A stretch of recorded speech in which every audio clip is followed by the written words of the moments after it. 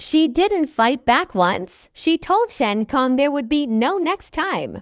But Chen Kong didn't believe her at all. The fourth time, Chen Kong struck again. A hard slap came flying over. Lin Xiu didn't dodge. Chen Kong was very strong. The slap landed solidly on her left cheek. A red mark instantly swelled up, and the corner of her mouth was split. Thin traces of blood oozed out. Lin Xiu just stood there, not moving, not crying, staring straight at Chen Kong. Chen Kong was suddenly stunned. He reached out to pull her. His hand stopped halfway and then withdrew. He muttered, "Let's see if you dare talk back again."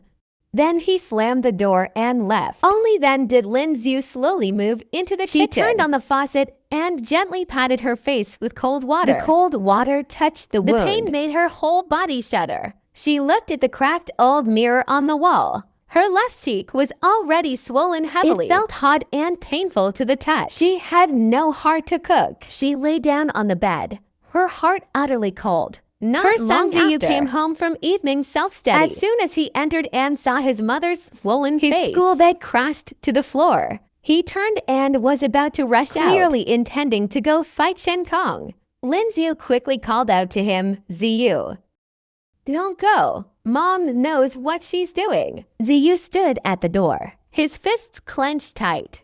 His knuckles turned white. He couldn't utter a single word for a long time. His eyes were full of rage.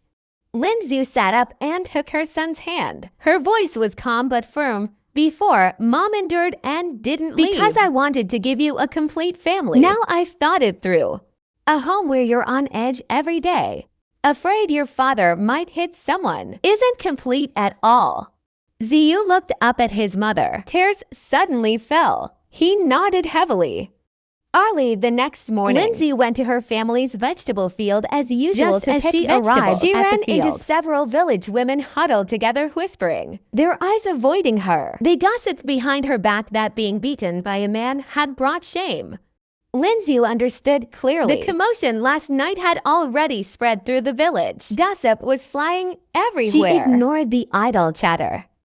After picking the vegetables, she went directly to the village women's director's home. Was her distant aunt, usually the most caring towards her. As soon as her aunt opened the door her swollen face, she sighed, "Zua, you've finally come. I knew you couldn't bear it anymore." Her aunt pulled her inside, poured a cup of hot brown sugar water, and handed it over. The cup. Without shedding a single tear, she looked straight at her aunt and said, "I'm not here to complain this time. Help me find a reliable lawyer. I want to divorce Chen Kong." Her aunt was stunned for a moment. She advised her, "Have you really thought it through? Ziyu is still young. A woman raising a child alone will have a hard time." In the village, everyone tries to persuade couples to reconcile. Didn't say much more. She took out a cloth bundle from her chest, unwrapped it layer by layer. Inside were all papers. There were photos taken after each beating. There were diagnostic reports from the clinic, bank statements showing Chen Kong secretly transferring the family's evidence she had deliberately saved up early on. After her aunt looked through everything, she stopped trying to reconcile them. She immediately promised to help find the best lawyer. The lawyer her aunt found was well known in the county, specializing in marriage cases. Lin Xiu took all the materials to the county seat to see the lawyer. After reviewing them, the lawyer said bluntly, "The evidence winning the divorce is solid enough. We stand strong on child custody and property division." Lin Xiu asked urgently, "How soon can it be finalized?" The lawyer said, "If mediation fails, we can have a result in about a month." When Lin Xiu returned from the county seat and arrived home, she saw Chen Kong crouching at the door smoking. Seeing her return, Chen Kong stood up, trying to soften. He reached out to pull her again. Lin Xiu dodged back. She directly took a copy of the police admonishment from her bag and handed it to him. It turned out that after the third beating, Lin Xiu had quietly gone to the police station to report the case. The police had given Chen Kong an admonishment and issued a written document. She had kept it hidden all along without showing it. As soon as Chen Kong saw the official stamp on the paper, instantly, his face. He pointed at Lin Xiu. You actually dared to report me." Lin Xiu replied coldly, "You were the one who hit first. You left me no way out." That night, Chen Kong didn't hit anyone, but he smashed everything in the house that could be smashed. The room was in shambles.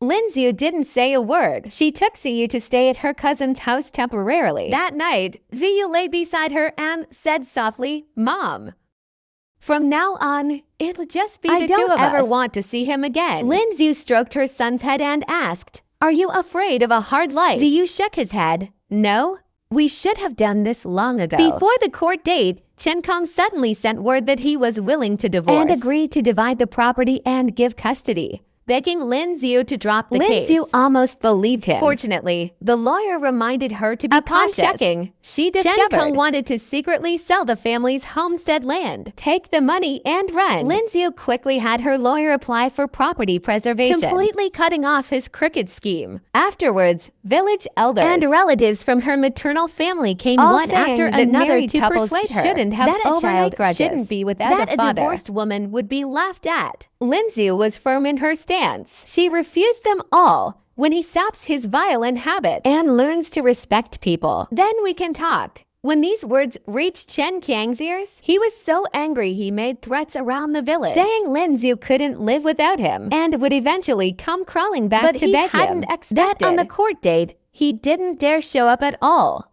Later, they found out he had gambling debts outside and had fled to another place to escape his creditors. The judgment could only be served by public announcement. Lin Xiu went alone to the courthouse to get the divorce decree. Walking out of the courthouse gate, the sunlight fell on her. Her whole body felt light and free. She went to the street vendor and bought a hot meat buns. Sat on a flower bed ledge to eat. The wind was a bit chilly, but she felt these buns were especially fragrant.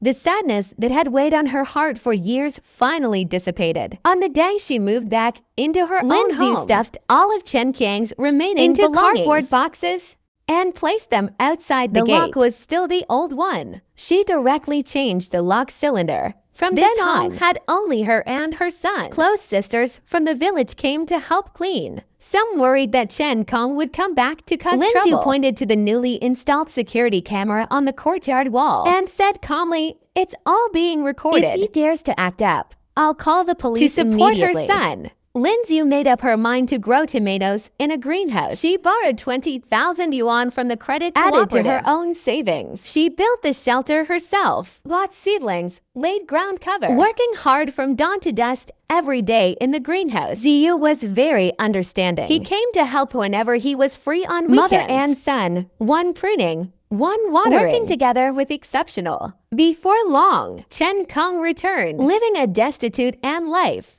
He stood outside the tomato greenhouse, watching the mother and son busy inside. He stood there for a long time, away dejectedly. Ziyu told Lin Xiu he saw Chen Kong at the village entrance drinking and bragging with people, saying he was going to the city to do business. Lin Xiu only instructed her son to stay away from him and just live their own lives well. At the end of the year, Lin Xiu's tomato harvest was bountiful. Not only did she pay off the loan, but she also saved up 10,000 yuan. She took Ziyu to the county seat to buy new down jackets and picked out tutoring books. Ziyu had his eye on a set of painting brushes. She bought them without hesitation. On the bus ride back, Ziyu hugged the paintbrushes and said, "When I earn money, I'll buy you a big house." Lin Xiu smiled and said, "Just wants you to study hard and live safely and peacefully." Now, women in the village who are often beaten and scolded by their husbands all come to Lin Xiu's greenhouse to seek advice. Lin Xiu teaches them how to manage the greenhouse, how to keep accounts, using her own experience to tell them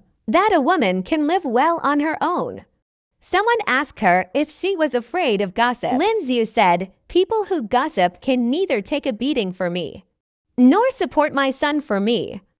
To live, first of all, you have to be true to yourself." When a woman encounters domestic violence, never endure it. First step.